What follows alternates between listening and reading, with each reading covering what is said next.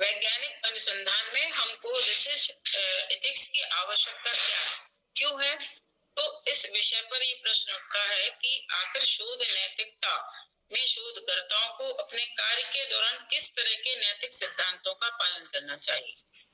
तो जो भी शोध करता है उनको ये ध्यान देना है कि शोध आचार्य संहिता अर्थात जो मानक हमारे निर्धारित हैं पहले से ही हैं बेटा, उसमें हमको किसी भी तरह का कोई अपना संशोधन करके उसमें नियमों का पालन नहीं करना चाहिए। क्यों? क्योंकि जब समाज में हम रह रहे हैं, उन समाज में किस प्रकार के व्यवहार को करके हमको अपने कार्य, अपने शोध या अपने विषय पर अध्ययन करना है, इस विषय की ओर हमको अपने लक्ष्य की ओर ध्यान देना आवश्यक है। तो इसके लिए जब तक हमारे अंदर जो नैतिक आचार्य संहिता जिसको हम बोलते हैं नहीं होगी, तब तक हम अपने वास्तविक शोध तक नहीं पहुंच पाते हैं। तो उसके लिए हमें कुछ मानकों की, कुछ नियमों की, कुछ मूल्यों की, और जिस संस्था में या जिस क्षेत्र में या जिस भी लक्ष्य को निर्धारित करने के लिए हम जा रहे हैं, तो वहां के जो भी नियमावली है या मानक है, उनका पालन करना भी हम शोधकर्ताओं के लिए आवश्यक है। और फिर उस शोध के दौरान ये भी देखना आवश्यक है कि उन उत्तरदाताओं से किस प्रकार से हम कब, कैसे और किस तरीके से अपने शोध को या अपने शोध में जो हमको अपना लक्ष्य प्राप्त करना है, कैसे हम प्राप्त कर सकते हैं। तो इसके लिए हमें अनुसंधान नैतिकता की आवश्यकता होती है। नेक्स्ट स्लाइड शेयर करेंगे कि अनुसंधान नैतिकता, अनुसंधान एक क्रमबद्ध हमारा जो भी अध्ययन है एक सिस्टमैटिक रूप में हमको करना चाहिए, और ये दीर्घ अवधि का कार्य होता है। मतलब हम इसको यदि शॉर्ट टर्म में या ये सोचे कि जल्दी से बस ऐसे ही डाटा लिया और उसका एक समरी बनाई और सबमिट किया, तो वो कैसा होगा? त्रुटिपूर्ण होगा। और जिस लक्ष्य को हम पाना चाह रहे हैं, जिस शोध के लिए, जिस परिकल्पना का हमने निर्माण किया है, उसके पूर्ण निष्कर्ष तक नहीं पहुंच पाएंगे। इसके लिए हमको अनुसंधान में धैर्य की बहुत आवश्यकता है। उसमें जल्दबाजी नहीं करनी है या कोई शॉर्टकट मेथड का उपयोग नहीं करना चाहिए। यदि हम इस प्रकार के मेथड का उपयोग करते हैं तो जो हमारा शोध कार्य है वो त्रुटिपूर्ण होगा। उसमें जो भी हम आधार को लेकर आएंगे वो कहना चाहिए भविष्य के लिए उपयोगी सिद्ध नहीं होगा। नेक्स्ट स्लाइड को शेयर करेंगे कि आखिर अनुसंधान के उद्देश्य क्या है। तो अनुसंधान में व्यक्ति अपनी जिज्ञासा के अनुरूप एक गहन अध्ययन करता है। जो भी विषय वो सेलेक्ट करता है उसके अनुसार उसका पहले उसको एक गहन अध्ययन करना चाहिए, और अपनी जिज्ञासा का आधार, चाहे उसकी प्राकृतिक दिशाएं हो, चाहे कोई सामाजिक जटिलता से रिलेटेड उसका विषय हो, इससे संबंधित जो भी ज्ञान है उसका स्पष्टीकरण उसको आना चाहिए। वो कब आएगा? वो तब आएगा जब तक कि हम पूर्व जो भी उसके विषय में हमारा इतिहास है, या ये कहें कि उसके विषय में पूर्व में जो भी कुछ लिखा गया साहित्य, जब तक हम उसको पढ़ेंगे नहीं, हम अपनी समस्याओं का निदान नहीं कर पाते हैं। क्योंकि यदि हम प्रथम दृष्टया कहीं भी जाएं और अपनी समस्या को लेकर कोई भी प्रश्न करेंगे, तो हम ये नहीं जान पाते हैं कि आखिर क्या प्रश्न हमें उनसे ऐसे करने चाहिए उत्तरदाता से कि वो हमारी उन प्रश्नों का उस तरीके से जवाब दे कि जो लक्ष्य हमने अपने अनुसंधान का रखा है। इसके लिए हमें एक संबंधित ज्ञान का स्पष्टीकरण तथा ज्ञान प्राप्त करने का सत्यापन करने का उसका तरीका, सिद्धांतों को निर्माण करने का, और पुराने सिद्धांत जो भी पहले से कहे जा रहे हैं उनका परीक्षण करने का भी हमारे पास आधार या तर्क होना आवश्यक होता है। आप हमारे संग जो शोधार्थी जुड़े हैं उनको हमारी बात समझ में आ रही है? हेलो, जो शोधार्थी हमारे बीच जुड़े हैं उनको हमारी ये बात समझ में आ रही है? हमारे कहने का तात्पर्य है कि जो भी हम अनुसंधान कर रहे हैं या जिस भी क्षेत्र में हम रिसर्च करना चाहते हैं, तो उस अनुसंधान का सबसे पहले हमें एक उद्देश्य बनाना होगा। जो हमने विषय पहले, सबसे पहले हमने क्या करा था? एक परिकल्पना का निर्माण किया था, ठीक है, फर्स्ट स्टेप था। अब सेकंड स्टेप हमारा क्या है? उसके उद्देश्य। आखिर हम जो परिकल्पना का हमने निर्माण किया है उसमें हम किस तरीके के उद्देश्यों को प्राप्त करना चाहते हैं, आखिर हम उसमें क्या क्या देखना चाहते हैं। उसके लिए ही हमने आपको ये बताया अभी कि जो भी विषय है हमारा उसका पहले से पूर्व में जो भी लिखा गया है या जो भी और साइंटिस्ट सोशियोलॉजिस्ट या इतिहासकारों ने उस विषय में जो भी बातें बताई हैं उसको पहले पढ़ना आवश्यक है। तब आप उस समस्या जो भी समस्याएं हैं जिसके विषय में आप अध्ययन करने जा रहे हैं उसकी जो भी जटिलताएं हैं उसका स्पष्टीकरण आप आराम से निकाल सकेंगे। क्यों? क्योंकि आपको जो पूर्व में सिद्धांत स्थापित किए गए हैं वो क्यों किए गए थे इसके विषय में ज्ञान होने के पश्चात आप अपने जो भी परिकल्पना है या आपने जो उद्देश्य निर्धारित किया है उसका परीक्षण आप अपने अनुसंधान में या शोध में कर सकेंगे। क्लियर हुआ आप लोगों को? हेलो संजय। Yes madam. आपको हमारी बात क्लियर हुई? बिल्कुल क्लियर है। अनुसंधान के कई प्रकार होते हैं। यदि हम कोई भी शोध करते हैं तो अलग अलग मेथड से होते हैं और एक ही मेथड से एक मेथड को हम एक रिसर्च में यूज नहीं करते। लगभग 2 से 3 मेथड हमारे एक शोध में आते हैं। जैसे कि मात्रात्मक अनुसंधान लिखता है, गुणात्मक अनुसंधान होता है, विवरणात्मक होता है, विश्लेषणात्मक होता है, अनुप्रयुक्त अनुसंधान है और आधारभूत।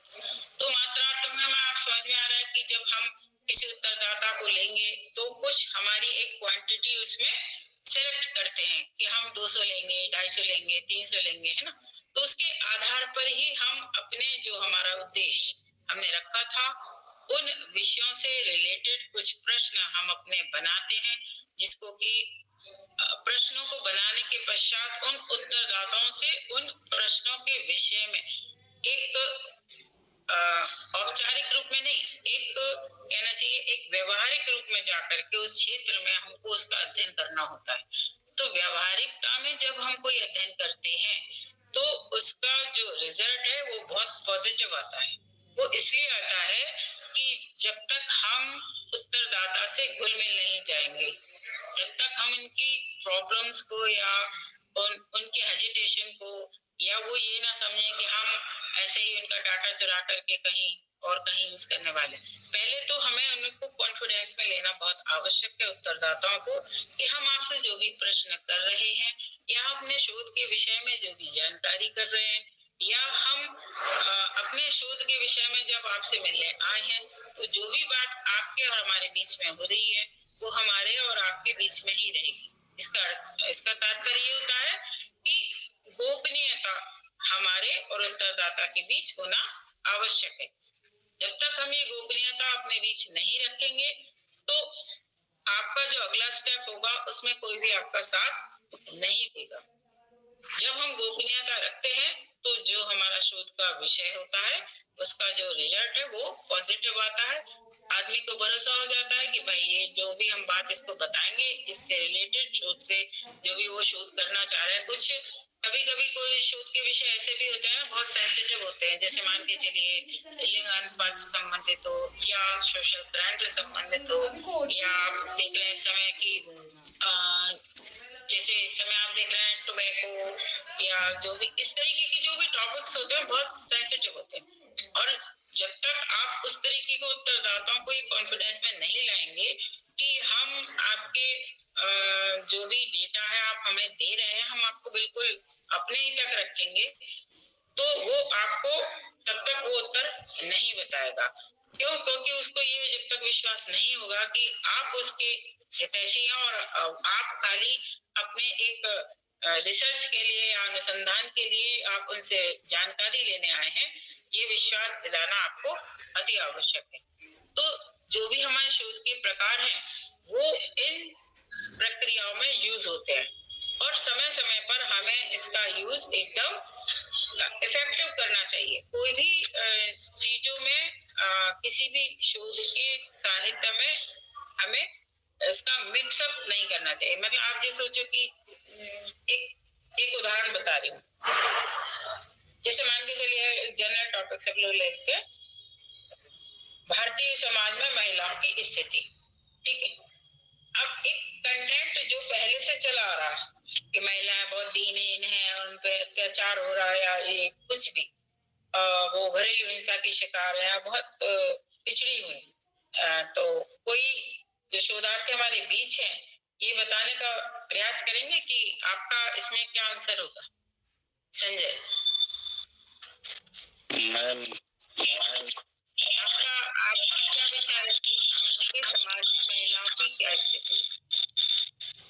मैम हमारा यही रहेगा कि मैं उसको करंट मैम देखूंगा कि जो करंट इनपुट क्या है, तो मैम या आप शोध को एक अध्ययन विषय के रूप में इसका अध्ययन कर रहे हैं, तो इसलिए आपको ये जानकारी है। और जनरल आप किसी से ये प्रश्न करेंगे तो वो आपको क्या कहेगा? जनरल मैम ये आएगा कि आप इन दोनों में अंतर समझ पा रहे होंगे कि जो लोग उस विषय में पहले अध्ययन कर लेते हैं, मतलब उस विषय से रिलेटेड जब हम पहले अध्ययन कर चुके हैं कि आखिर महिलाओं की स्थिति क्या थी, तो यदि हम और पूर्व में जाते हैं, प्राचीन काल में देखें तो गार्गी, मैत्रेय ऐसे नाम है जो सशक्त महिलाएं थी, तो आखिर अंग्रेजों के काल में वो जाकर स्थिति बिगड़ी, उसके बाद और जाकर के सामाजिक आंदोलन चले, आज महिलाओं की स्थिति है कि राष्ट्रपति भी है हमारे बीच में महिलाओं के रूप में, है ना? तो यदि हम उन विषयों का एक गहन अध्ययन करते हैं तो वो रिजल्ट हमारे सामने एकदम परफेक्ट है कि हाँ, कुछ क्षेत्र ऐसे हो सकते हैं जहां पर महिलाओं की स्थिति ऐसी हो, परंतु जिस क्षेत्र या जिस विषय को हमने लिया है हर जगह ऐसा ही हो, ये रिजल्ट होना जरूरी नहीं है। क्यों? क्योंकि आज के समय में महिलाओं की स्थिति बहुत अच्छी, और शिक्षा के क्षेत्र में लीजिए, चाहे सामाजिक क्षेत्र में लीजिए, चाहे आर्थिक, चाहे पॉलिटिकल, तो एक ऐसा क्षेत्र है जहां महिलाएं कुछ क्षेत्र में बढ़कर आगे आ चुकी हैं, परंतु कुछ क्षेत्र आज भी ऐसा है जहां महिलाएं अभी भी पिछड़ी हैं। तो यदि कोई शोधार्थी ऐसा विषय लेता है कि आखिर वो कौन से क्षेत्र है, अब क्वेश्चन मार्क यहाँ आएगा कि पूरे क्षेत्रों में महिलाएं पिछड़ी हुई नहीं है आज के समय में, कुछ क्षेत्र आज भी ऐसे हैं जहां महिलाएं पिछड़ी हुई, तो आखिर वो क्षेत्र कौन से हैं उस विषय पर अध्ययन करना और ऐसे उत्तरदाताओं को अपने विश्वास में लेना कि यदि मैं आपसे कोई जानकारी ले रहा हूं तो पूर्णतः गोपनीय रहेगी, वो मैं इसलिए ले रहा हूँ, ये भी बताने का प्रयत्न अवश्य करना चाहिए हर शोधार्थी को कि मैं जो भी कार्य कर रहा हूँ समाज के उपयोगिता के लिए कर रहा हूँ, कि आज जो भी कमियां इस क्षेत्र में कोई भी विषय है उस क्षेत्र में होने के कारण मैं शोध कर रहा हूँ और शोध का एक सामाजिक उपयोगिता में निकल कर आए, इसलिए आपसे ये प्रश्न या इसका उत्तर मैं चाह रहा हूँ। तो ये एक नैतिकता के अंतर्गत आता है। जब तक आप उसको कॉन्फिडेंस में लेकर के विश्वास के साथ नहीं मांगेंगे, कोई भी, जैसे आपके घर भी कोई अचानक आता है, कोई आपसे आपकी जानकारी पूछने लगता है, तो आप भी 2 मिनट के लिए पहले सहम जाते हैं। क्यों? क्योंकि ऐसा ना हो कि यदि बैंक अकाउंट जैसे आजकल आ रहा है, साइबर क्राइम हो रहा है इतना, तो हमें सजग होना बहुत आवश्यक है। सजगता के साथ साथ उसमें नैतिकता भी आवश्यक है। हो सकता है उस समय कोई व्यक्ति वास्तव में जरूरतमंद हो जो आपसे कुछ जानकारी चाह रहा हो, तो आखिर हमें उस समय पर कितना सजग होना आवश्यक है, एक शोधकर्ता को ये ध्यान में रखना आवश्यक है। तो आखिर अब आ रही है बात कि आखिर शोध में नैतिकता की आवश्यकता क्यों पड़ रही है। नेक्स्ट स्लाइड लेंगे। तो शोध में नैतिकता वैज्ञानिक शोधकर्ताओं के आचरण मानकों को नियंत्रित करती है। यदि हम एक नैतिक मानकों के साथ चलते हैं तो हम भी नियंत्रित रहते हैं और उत्तरदाता भी साथ में नियंत्रित रहता है, और उत्तरदाता के साथ साथ जो प्रश्न करता है, मतलब जो शोध करता है, उसकी गरिमा, उसके अधिकार, उसके कल्याण की भी रक्षा नैतिक सिद्धांतों के पालन करने के साथ साथ होती है। कई बार ऐसा होता है, कई घटनाएं ऐसी घट जाती हैं कि हम किसी विषय का शोध करने गए और यदि मान लीजिए हमको बोलने का तरीका नहीं आया या हमको प्रश्न पूछने का तरीका नहीं आया, तो उस समय पर जाकर हमारे सामने एक घटनाएं पैदा हो जाती है। मगर हम तो प्लस के लिए गए थे, अब शोध करते ही कहता मैडम हम तो पूछने गए थे और वो तो एकदम गर्म हो गया और इस तरीके से वो हमसे गाली गलौज करने लगा। तो रीजन क्या है? हो सकता है कि उस समय जो हमारी भाषा है या हमारा जो बोलने का तरीका है या उसकी गरिमा को कोई ठेस पहुंच रही होगी, इस प्रकार का कोई प्रश्न हमने उस उत्तरदाता से किया है। तो इन बातों का विशेष ध्यान रखना अपने शोध कार्य में एक शोधार्थी का दायित्व है कि वह जो भी क्षेत्र में शोध करने जाए, इन दायित्वों का निर्वाह अवश्य करे कि वो जो उत्तरदाता है उसका आयु क्या है, वो किस क्षेत्र में काम करने वाला है, कितना शिक्षा को प्राप्त किए हुए है, किस प्रकार के क्षेत्र में वो निवास करता है। क्योंकि जो वर्ग होते हैं ना, जैसे उच्च वर्ग है, मध्यम वर्ग है, निम्न वर्ग है, तो ये जो वर्ग होते हैं ये अलग अलग स्टैंडर्ड में है। एक मजदूर आदमी से यदि आप एक जनरल वे में बात करते हो, वो हर तरीके से जवाब दे देगा। अगर एक उच्च वर्ग में आप किसी अधिकारी वर्ग से मिलने जा रहे हैं, किसी इस प्रकार के डेटा को आपको चाहिए कि जो बड़ा कहना चाहिए बड़ा एक वो देने में असमर्थ हो, और फिर भी आपको तो चाहिए क्योंकि आपको शोध करना, तो आप किस तरीके से लेंगे, ये एक व्यवहार पर डिपेंड करता है कि आप उसके संग एज ए बोलने का जो तरीका है या मांगने का जो तरीका वो इस प्रकार का हो कि वो व्यक्ति आपकी बात को समझे और आपके आपके शोध का जो उद्देश्य है या जो शोध की जो आपकी परिकल्पना आपने निर्धारित की उसके अनुसार वो आपका उत्तर दे सके। और कोई भी शोधकर्ता को ये बात ध्यान में रखनी चाहिए कि 5 चीजों का विशेष ध्यान रखना चाहिए कि जिस भी क्षेत्र में वो जा रहा है उसका ऑब्जर्वेशन मतलब अवलोकन, साक्षात्कार करने का तरीका मतलब उससे बातचीत करने का तरीका, और मेन है जो फैक्ट है उस समय, क्योंकि हर चीज बोल के या लिख करके नहीं ली जा सकती, कुछ फैक्ट वहीं पर दिख रहे होते हैं, उनको अपने माइंड में सेव करने का तरीका, ये मस्ट है एक शोधार्थी के लिए। क्योंकि जब हम शोध करने गए हैं तो हम कोई ऐसा प्रश्न हमने किसी उत्तरदाता से किया, तो उत्तरदाता उस समय उसका फेस पे किस प्रकार की रीडिंग आई, वो एकदम झेप गया या वो घबरा गया, या जिस प्रकार से आप कुछ सीरियल्स में देखते हैं कि एकदम से वैसा हो गया तो उसके बारे में पता पड़ गया, तो वो क्या है, वो अवलोकन ही ऑब्जर्वेशन है। आपने उस विषय पर जब ऑब्जर्वेशन आप प्रश्न कर रहे हो, साथ में उत्तरदाता के जो बॉडी लैंग्वेज जिसको बोलते हैं उस पर भी ध्यान दें कि वो किस तरीके वो सही उत्तर दे भी रहा है या हमको घुमा रहा है, इस बात का भी ज्ञान होना हमारे लिए आवश्यक है। हो सकता है कि वो हो सकता है कि मैं घुमा रहा हूँ, तो यदि हम उसके बॉडी लैंग्वेज को उसमें ऑब्जर्वेशन कर रहे होंगे तो हमको पता पड़ेगा कि ये बंदा झूठ बोल करके हमको जवाब दे रहा है। तो ये एक शोधकर्ता के अंदर इस प्रकार की जो चतुरता बोलते हैं इसको, चतुरता होना आवश्यक है कि वो अपने उस लक्ष्य तक पहुंच सकेगा यदि वो इस प्रकार के नियमों का पालन कर रहा है। अब बात आती है कि आखिर अनुसंधान नीति शास्त्र है क्या। तो अनुसंधान जो नैतिकता है वो एक वैज्ञानिक अखंडता, मतलब ये किसी ने अपनी मर्जी से नहीं बनाई है, वो शुरू से है, क्योंकि जो भी अनुसंधान है वो कैसा होता है, वैज्ञानिक होता है, मतलब उसमें कुछ चरण है, वो चरण को हमको पालन करना होता है और अपने शोध का जो कार्य है वो पूर्ण करना है। तो जो पहला चरण है वो है वैज्ञानिक अखंडता। तो वैज्ञानिक अखंडता का मतलब होता है कि जो भी हमने विषय लिया है उस विषय में सत्यता का होना आवश्यक है, और वो आपके जो रिसर्च वर्क आपने किया है, जो अनुसंधान की आपकी जो प्रक्रिया है उसकी वो अखंडता को कायम रखती है। दूसरी बात है उसमें अनुपालन, जो दिशा निर्देश आपको दिए जा रहे हैं उसका अनुपालन करना आवश्यक है, चाहे वो कानूनी हो चाहे औपचारिक है, मतलब परंपरागत। कुछ नियम परंपरागत चले आते हैं और कुछ कानूनी नियम होते हैं, तो दोनों का अनुपालन करना एक शोधकर्ता के लिए आवश्यक होता है। फिर तीसरा आता है नैतिक निर्णय लेना। कभी कभी ऐसी कंडीशन आ जाती है कि जो उत्तरदाता है अचानक कुछ बात आपने ऐसी पूछी या कोई प्रश्न ऐसा था कि वो एकदम से नर्वस हो गया या एकदम से घबरा गया, तो आपको तुरंत निर्णय लेना उस समय कि हम इस समस्या से कैसे निपटे।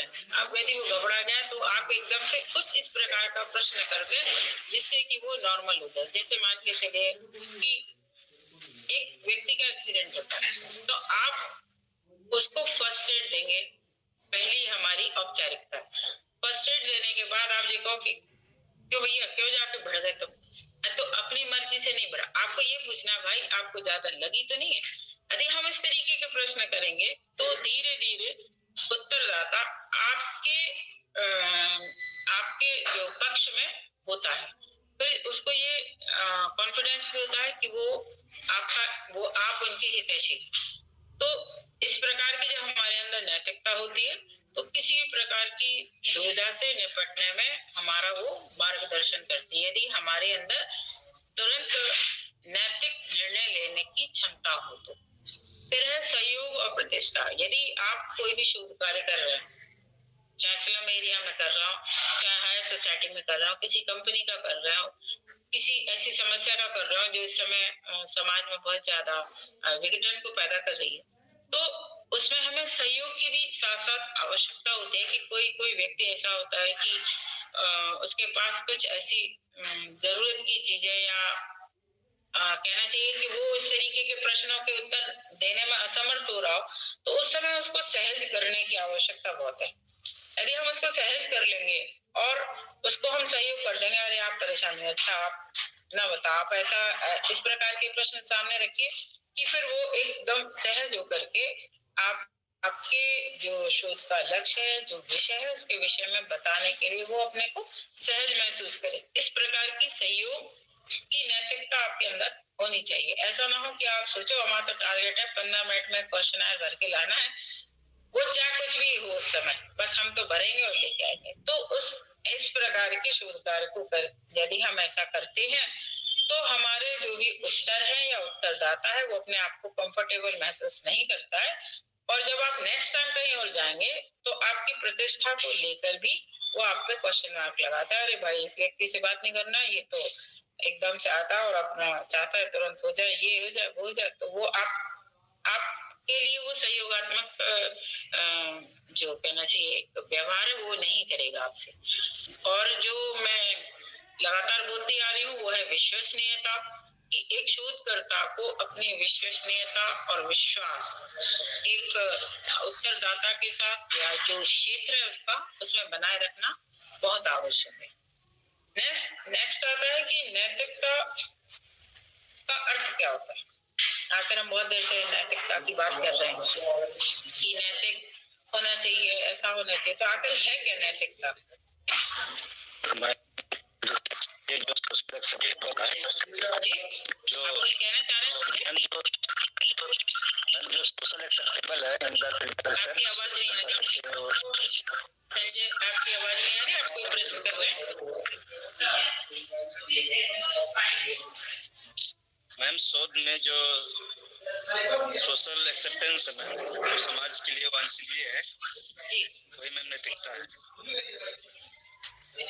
जी हाँ, नैतिकता तो है, मगर हमको ये तो पता है कि नैतिक चीज, यदि आपके संग कोई बुरा व्यवहार करता है तो आपको तुरंत पता होता है कि क्या हमारे संग बुरा हुआ, परंतु क्या हम दूसरों के संग बुरा कर रहे हैं ये भी तो हमें पता होना आवश्यक है ना। वही टोन हमें किसी दूसरे की पसंद नहीं आती है ना, और जब हम वही टोन किसी दूसरे से बात कर रहे हैं तो वो नैतिकता के अंतर्गत आती है कि जब ऐसा एक सेंटेंस सब लोग पढ़ते चले आ रहे होंगे कि जैसा व्यवहार खुद को पसंद ना हो वैसा व्यवहार दूसरों के साथ नहीं करना चाहिए, है ना। तो ये शोधकर्ता के अंतर्गत भी आती है कि यदि हम चाहते हैं कि शोध उत्तरदाता हमारे जो प्रश्न है उसका सही उत्तर और हमारे लक्ष्य के अनुसार मिल जाए, तो उसके लिए हमें नैतिकता का पालन करना आवश्यक होता है। तो आखिर क्या है नैतिकता, हम इस पर बात कर रहे थे। स्लाइड शेयर नहीं हो रही।